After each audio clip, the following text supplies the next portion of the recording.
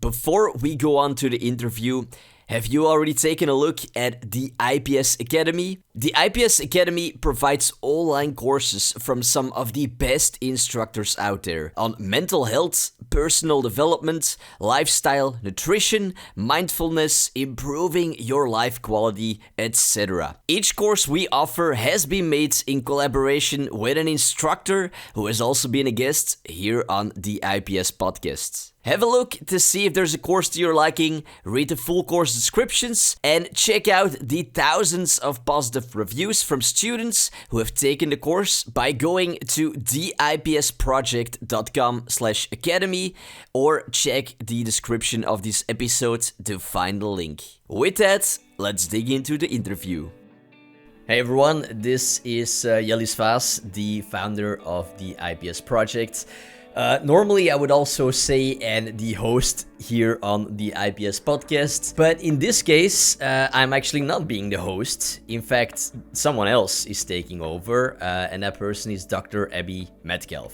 Dr. Abby Medcalf is a psychologist and relationship expert with more than 30 plus years of experience in the field. Now this is a bonus episode. And basically, in this episode, I wrote down a bunch of questions that I wasn't able to ask in the interview that I did with Dr. Medcalf. And she will take over the podcast and answer those questions by herself. Now, if you liked this bonus episode and if you liked spending time with Dr. Abby Medcalf and you feel like you want to learn even more from her, then do check out the interview that I did with her, which was episode 035, and you can just find it through scrolling through the app, whichever one that you're using, or by checking the description of this episode. I will put a link there. Also in the description, you can find the show notes of this episode, and in the show notes, you can find any resources that Dr. Abby Medcalf mentioned, or as well ways to connect with her. Now, if for some reason you can't find the show notes in the description, then you can also go directly to theipsproject.com/podcast and search for Abby. But with that, I will leave the talking over now to Dr. Abby Medcalf. I hope you will enjoy. Well, hello. I'm Dr. Abby Medcalf, a relationship maven, psychologist, all the things, and I've been asked to take over the podcast today. And I have a bunch of questions I'm going to be answering, from how to keep the spark alive to communication to dating advice. So I say we get to it, and I'll read you the questions that I was given, and here are my answers. All right. So first, we're going to talk about dating. And the first question is, some listeners, let me just bring this up. Some listeners might know someone in their friend circle who is a wonderful person, who's intelligent, funny, good looking, but who keeps feeling like they can't find the right person. What suggestions would I give to those people or to anyone else who's listening who feels like them? And this is such a good question. And what I always answer to this is really the same thing. That is that when you're dating, just in general, and I would say in all, how do you like this? In every relationship, but especially when you're, even when you're in a relationship, but when you're dating and when you're, in that realm, I want you to focus on who you're meant to be, not who you're meant to be with. When we're focused on the other person and who they are and what they're doing and how do I be, this person for that person, we get so ass backwards. We get so screwed up in our thinking, and the focus is on the wrong thing. Instead, you focus on who you're meant to be. What do you love? What brings you happiness? What brings you joy? I will tell you this, a joyful person will have a much easier time finding the right mate than someone who is anxious, who comes into a date feeling like they want to impress and, I want to be a certain way. And he says he likes this, or she says she wants that, so let me be that. No, I've talked a lot, and even on this podcast before, about how our conscious brains process information at a rate of 40 bits per second, but our Unconscious or subconscious brains process information at a rate of 11 million bits per second. That means people don't hear what you say, they hear what you mean. So if you're coming into a date and you're anxious and you want them to like you and you're just focused on that, what happens is people's 11 million bits picks up on that and they start to think like, what's wrong with this person? Why are they so, what's this energy?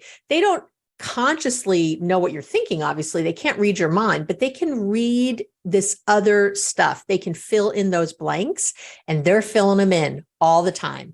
And you're coming across in the exact way you don't want to. And then you're wondering why the person doesn't call you back, why they ghost you. Go in confident, not cocky, but confident, clear, just be yourself. Friggin' be yourself. I'll tell you a quick funny story. When I met Gary, I had just my man. I had been out of a long-term relationship and I was not looking for another long-term relationship. If I'm going to be really frank, I was looking for a one-night stand. That's what I thought. I just want to have, sex with someone new after 2 decades of being with someone else. Like that's really where I was. So on our first date, we had a blind date. We met through the internet, I was so myself. I was 100% myself. And here's what's crazy. He had also not been looking for a relationship. He was sort of looking for a good time, which is why we had that conversation before. And so he was completely himself. And I have to tell you, it's more than a decade later and we're still together. We were so ourselves and we were so relaxed, so at ease. And we just fell in love with each other. And it happened over, a couple, like suddenly we kind of both woke up like, hey, I really like you. And I remember fighting it because I was like, no, I'm not looking for a relationship. But there was this beautiful natural ease. And I'm not saying that will happen for you exactly that way, but I am saying there is something about being relaxed, being at ease, and just being you. And so focus on who you are meant to be, not who you're meant to be with. Focus on being happy now. Most of us want a relationship because we think then we'll be happy. Oh, once I'm in a relationship, then I'll be happy. That's not how it works. It's once I get this better job, then I'll be happy. Once when I'm this tall, I can go on the ride and then I'll be happy. It's happiness is now. If you are waiting for something outside of yourself to fulfill that happiness, that's part of the problem.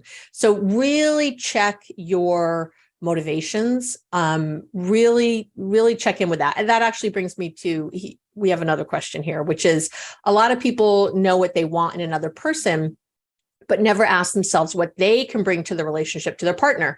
What do you feel are good questions to ask yourself or good things to do to help prepare yourself to bring the most into a relationship? And I think that's the way to go.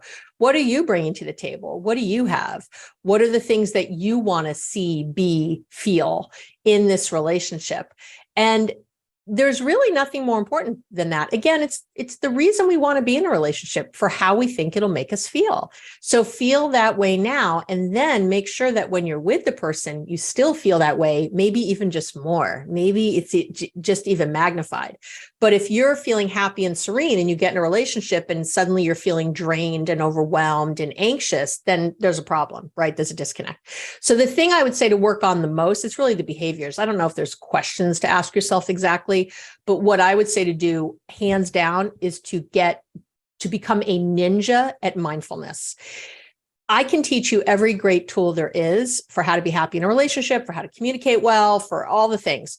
But if you don't remember to use them in a moment, if you're not mindful enough to be in the moment and notice, oh, I'm on this date with this guy and I'm actually feeling anxious right now. If you can't notice that and then change it, you're screwed. What's the point of learning all this great stuff? You want to be able to change it as close to the time that it's happening as possible. If you're having a chat on a date and it's going really well, and then this woman says something and you realize you're being triggered by, maybe it reminds you of something your mother said, maybe it reminds you of a past relationship, and suddenly you're feeling like angry maybe, or annoyed or anxious or something that's not good. You have to be able to notice that. You've got to be able to step back and go, this person is not my mother. This person is not my ex. You take a breath. Maybe I'll even ask again, can you repeat that? I got a little lost in my head for a minute. Can you repeat what you just asked or what you just said? Or can you say more about what you meant by that? Because maybe it's a red flag. Maybe you are dating your mother and you need to know now, but be in the moment and really be there so you can manage your emotions. The only way you can manage your emotions is to be aware of them. And so you have to be in those moments. So becoming expert at mindfulness, I would say, is your top priority. If you're going to ask yourself anything, I think it's, what's my motivation here? What is my motivation for getting into a relationship, period? What am I looking for? And I think I just fell. And I think that people often are looking for the wrong things, and that they're trying to have a relationship out of fear, not out of love. If you want a relationship, if you answer that question, why do I want to be in a relationship? Well, I don't want to be alone. You got to be with somebody. My ex is already happy. I feel behind. I feel like I want to have kids. I want to have a family. I want to feel settled. I want to feel safe. I want to have security. If you're those are all fear-based responses. Having kids too. I said it. Because you're feeling a pressure. Like I especially women, by a certain age, we have to have kids. You have to step back. That is not the reason to be with this person, this particular person you're on a date with, or you want to date. Those reasons have to come from love. They have to come from the love-based side. It's, I want to have more excitement in my life, or I want to have more, I want to share. I want to explore more. There's things I want to share with someone. There's, when I'm with people, it's like a synergy that I'm really excited about. I'm happy as I am, but it feels, I love the energy of that. I want you to be thinking about what it is that's driving you. And if it's a fear-based emotion, thought, which we feel the way we think. So a thought or emotion, if it's fear-based, you can't build a love relationship on fear. It's never going to work. So that's why you can't be fearful when you go on a date. It has to be that confidence, clarity, compassion, self-love, openness, willingness, all the good things. That's where that comes from. So I hope that answered that question well. I hope it did. Before we continue with the interview, I just like to take a moment to mention, if you feel that you've gained some insights and lessons from this interview and you're curious to see what else we offer at the IPS Project, I recommend that you check out the IPS Academy, where we offer online courses taught by guests here on the IPS Podcast. Learn more about essential life topics such as mental health, relationships, the mind and the body and the brain through fun and interactive courses. Simply go to theipsproject.com/academy or check the description of this episode to find the link. Each course has a few lessons to try for free, so you can get a taste of what the course is like. We have countless reviews from other students, so you can see what others think. And there is a 30-day money-back guarantee if you end up not liking the course. Again, check them out at theipsproject.com/academy or by clicking on the link in the description of this episode. Having said that, let's return back to the interview. Let's get to communication. So that was the next title that I got sent. So the question says, in a good relationship, it should be okay to share and discuss any issue. There are, of course, more challenging conversations where emotions will come into play. We all know that. Sometimes you'll bring up a topic that might trigger something in your partner, like, they might get angry, sad, whatever. So then the question is, what in general are some good ground rules for people to know when they want to go and when they want to have an emotional, or what you think is going to be a confrontational conversation with your partner? And so let me just say this. If you think it's going to be confrontational when you walk in, you're screwed. This is that 11 million bits versus the 40 million bits. I want you to think, if you're asking, or if you're making statements or coming into a conversation with the idea that it's going to be confrontational, that's on you. That's a problem. Then you're going to have a confrontation. I guarantee it. And then you think, oh, see, I was right. You're not right. You're creating it. So instead, I always think to myself, how do I want the other person to feel when we end our talk? How do I want to feel when we end our talk? And I don't want to feel angry. So I want them to feel angry. So now you can't control what someone else, how they respond. I want to say that you can say everything perfectly. And you've done this before. You've said it perfectly and they still get angry, defensive, whatever. But there are things you can do so that you walk away knowing that you came at it the right way, that you were healthy, that you were direct, that you were loving and compassionate. So that's the first thing I always say is, I always compare conversations like this to painting a room. If you've ever painted a room, you know that the prep is where 90% of the work is. And then the 10% of the actual painting goes very quickly if you've done the prep work correctly, right? Taping off the corners and covering things and, doing the things you're supposed to do makes the painting go quickly. It's the same thing with having a conversation. So time of day, don't have these conversations at 10 o'clock at night when you're both exhausted after working all day. That's, think about it. That's not the time to have it.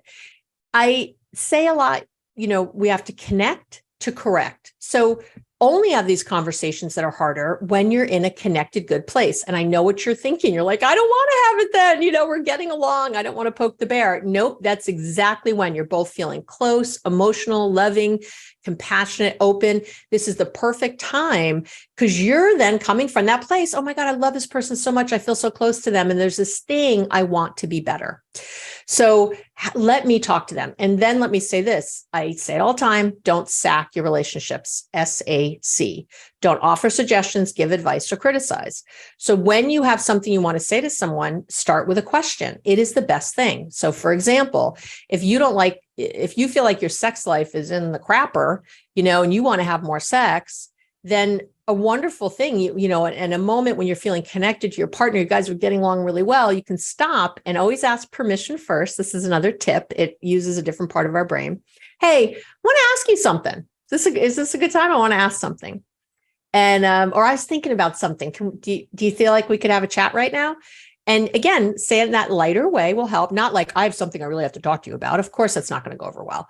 And then my favorite question there is, what would you like to see more of in our sex life?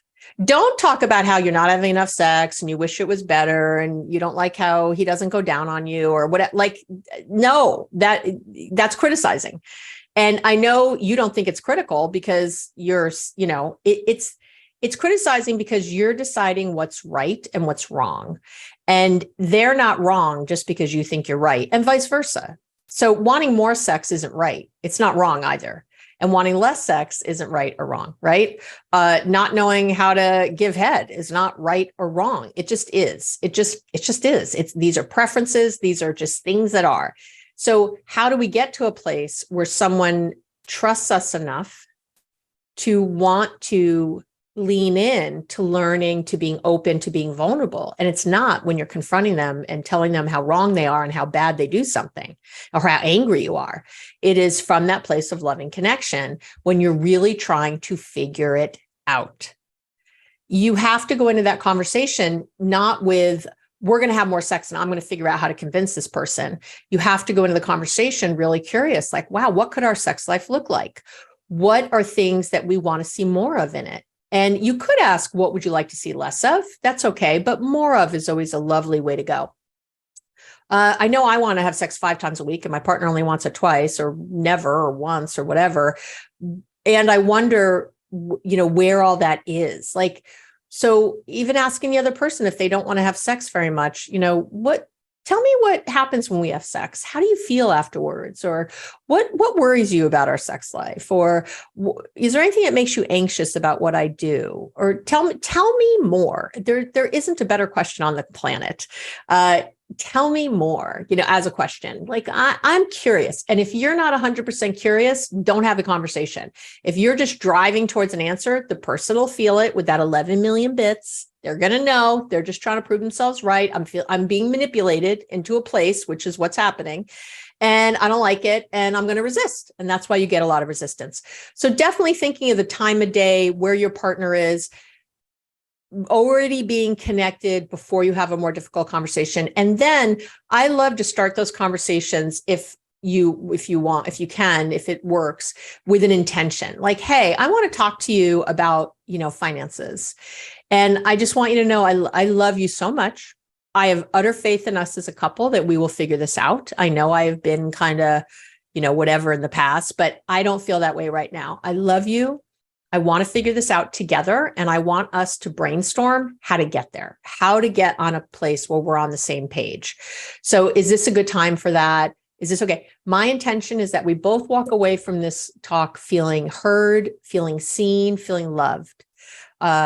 What's your intention? You can ask the other person and say it out loud. It doesn't have to be a secret what your intention is. My intention is to listen really well. My intention is to not interrupt at all and not rebut anything you say, is to listen and then ask questions. Do you see where I'm going here? This is a collaborative conversation. This is a brainstorming. This is a synergistic, wonderful, beautiful, rich conversation. And it could be about the hardest thing there is. It's not about going in right away with your hurt feelings. That's what people usually do. Like, I'm mad about, and you can, but I got to tell you, this works better. If you can get to a place where you're not feeling hurt in the moment to have the conversation, if you can get to a place where you want to have a resolution and there's not only one that they get that they're wrong and they say how wrong they are and you move on, there's something else here that we can get to together as a team. And I'm telling you, we'll have a completely different, I guarantee you're going to have a completely different conversation. Okay. Going forward. All right. So what do you do if your partner, another question in this is, what do you do if your partner's triggered? And if you can notice the trigger, this is where the mindfulness is that I said before. When you notice that someone is triggered, and you can see it usually, you can watch them, they start getting defensive, they get angry, they shut down, something happens, right? Just stop the conversation. You should not keep trying to talk through that. Just stop. Depending on what's happening, it can be very good to ground the person, and your partner better than I do, but to touch them. And you can always ask them when your guys are doing well, like, hey, when you're having a hard time in a conversation with me, would it be good if I touched you? Like, it helps ground people. It helps, sometimes it's just this, you sort of make eye contact and say, hey, I'm right here. Are you okay? And my favorite question, of course, is, what are you feeling right now? What are you thinking right now? Make sure you're getting a feeling when you ask for feelings and not thoughts. That's usually what people do. Why I feel like you're being really mean and you're overwhelming me, and I feel like I need that's not feelings. Those are thoughts. So you can let people do that, but then stop and say, what are you feeling? We can stop this conversation, but give me a moment, dig deep with me right here, right now. What are you feeling? And really help them get to an actual feeling. Feelings are tough. It's why this stuff isn't easy. And you want to help people get there. Again, you're a team. You're always a team. So how do we get to this place? It's never a you problem. It's a we problem when you're a couple. Okay. And another question, this is under the heading of keeping the spark alive. There's something called the 3-year itch and the 7-year itch. These are the years during which most relationships end. Is this a real, I should have looked this up before. Sorry. Is this a real thing or is there data? I don't think it is. It might be. I don't have the research off the top of my head. I apologize. I should have looked at these questions earlier. I was trying to be spontaneous in my question and my answers, so it didn't feel like canned. I do not know if that's really, really true, but I don't think it matters, actually. I think at any time in a relationship, people can feel like they've had enough and this is hard and I don't want to go any further. I think it matters if you have kids or not. I think it matters how many kids. So I think I would say not to focus on a 3. I say a lot, great relationships aren't built in a day. Great relationships are built daily. So don't worry about a 3-year or 7-year or 10-year or anything else. Worry about every day. And don't worry, care. Don't worry, care about every day, care about each day with your partner. So right there is how you keep the spark alive. How can couples maintain intimacy and connection once they're in a long-term relationship? So, and again, you do it every day. I hope from the beginning of the relationship, and things grow and morph and change over time. We get out of the lust part, we get into the romance, we get into more of a long-term attachment. That's all normal and wonderful. It does not mean your sex life has to go away, though. It just means it's going to shift. So what it's really about, what I have found over and over, is that people in general, men and women, heterosexual, homosexual relationships, whatever, people want to feel seen and heard. End of. So every day I would ask yourself, has my partner felt seen by me today? Have they felt heard by me today? I would do that every day before you go to bed. Maybe even ask them out loud. Is there one of my favorite little relationship check-in exercises? I heard it from Jack Canfield, something I read by him, but he took it from somewhere else. And it's basically this.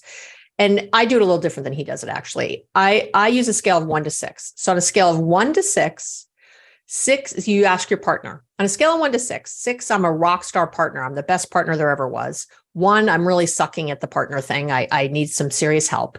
How would you rate me? Now, don't get too worried yet, because I'm going to tell you how this works.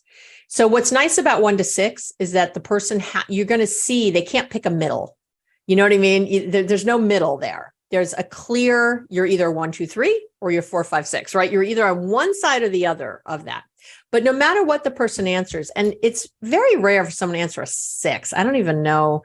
If someone answered 6 and said you were a 6, I would ask them, what is it that I do or say that makes it a 6? And I would just do more of that or say more of that. But if they answer anything else, 5 or below, you want to ask, give me 3 things that I could do to make it a 6. And here's the key. You want the person to answer in the positive, not the negative. So it can't be, well, don't nag me so much and stop asking me this and don't do that. It can't be the don't, because our brains can't, that's not a goal to don't do something. It has to be in the positive. So, and this is a really good exercise to do with your partner anyway.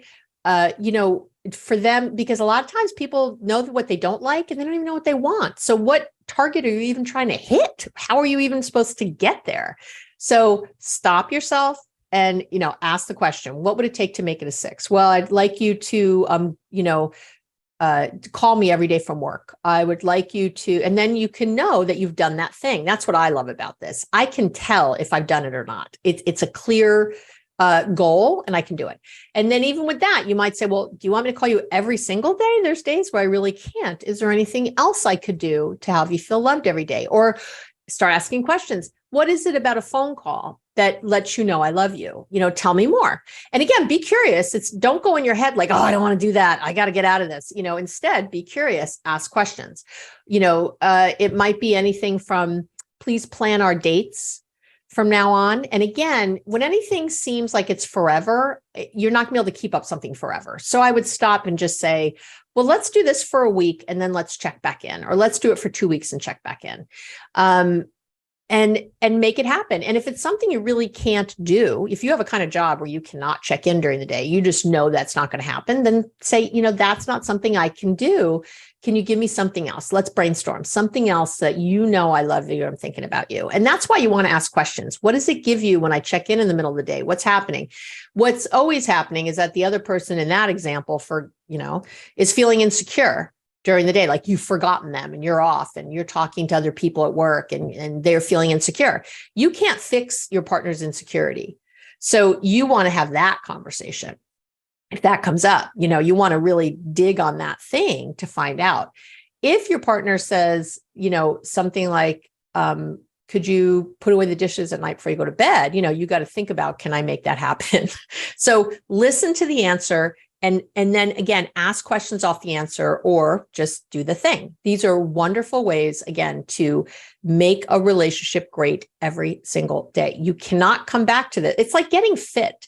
You can't go to the gym once a month and expect to be fit. Well, it's the same thing with your relationship. You can't not work on it and then have grand date nights or one big trip somewhere or one big gesture or a big gift and think that's going to do it, because it's not.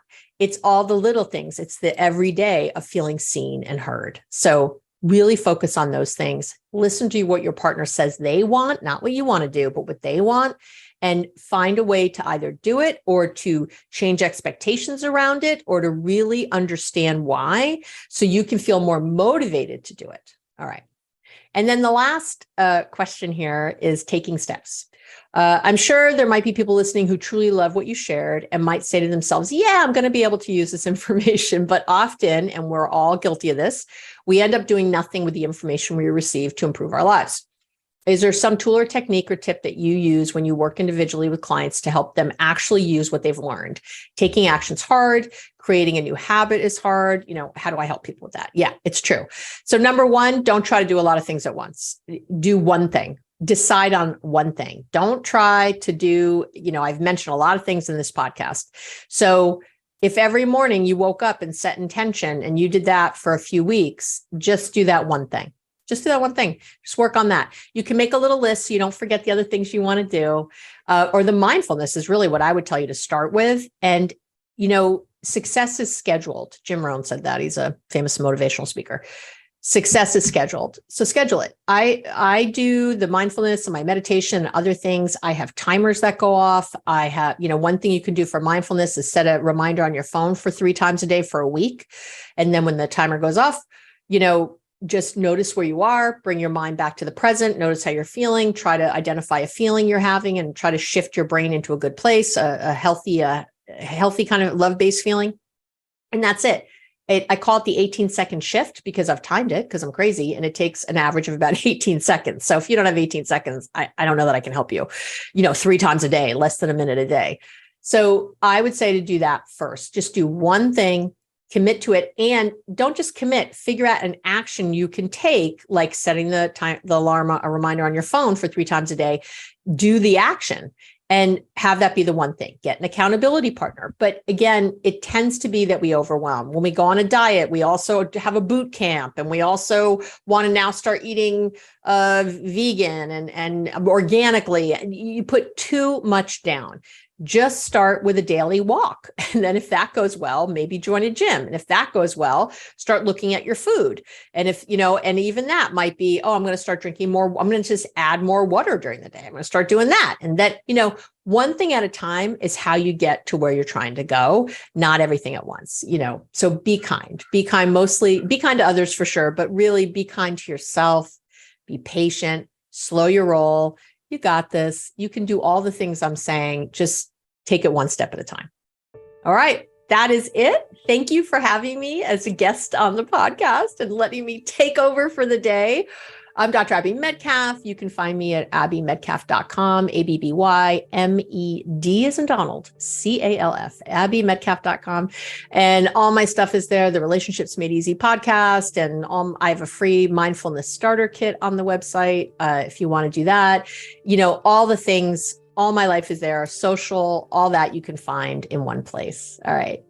I love you. Thank you for having this time with me. I really appreciate it. It was totally fun. All right. Take care. Have an amazing day. And I'll see you on the other side.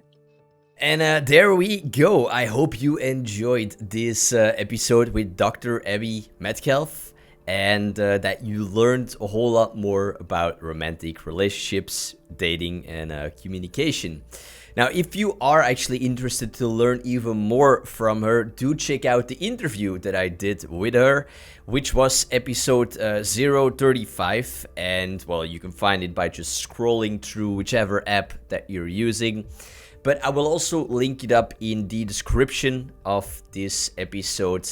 And there as well, in the description, you can find the show notes of this episode, where any resources that Dr. Abby Medcalf mentions here can be found, and as well the interview with her. But with that, I hope I get to welcome you again on another episode here on the IPS Podcast. Ciao. Before you take off, if you already feel like you've gained many lessons and insights from this episode and you want to continue your journey of personal growth, be sure to take a look at the IPS Academy, where we offer in-depth, quality and fun online courses from experts that have appeared here on the podcast. Learn from a 2-time world record holder how to master goal setting and confidence. Learn from a certified stress educator how to manage your stress and live a more balanced life. learn from a therapist how to heal past wounds, and learn from a neuroscientist to master your mindset. These are but some of the course topics you can find at the IPS Academy. Each course we offer is made with fun animations and stunning illustrations. There are also a few lessons to try for free, so you can get a taste of what the course is like. We have countless reviews from other students, so you can see what others think. And last but not least, there is a 30-day money-back guarantee if you end up not liking the course. If any of this sounds interesting to you, you can check out our courses by going to theipsproject.com/academy or by clicking on the link in the description of this episode.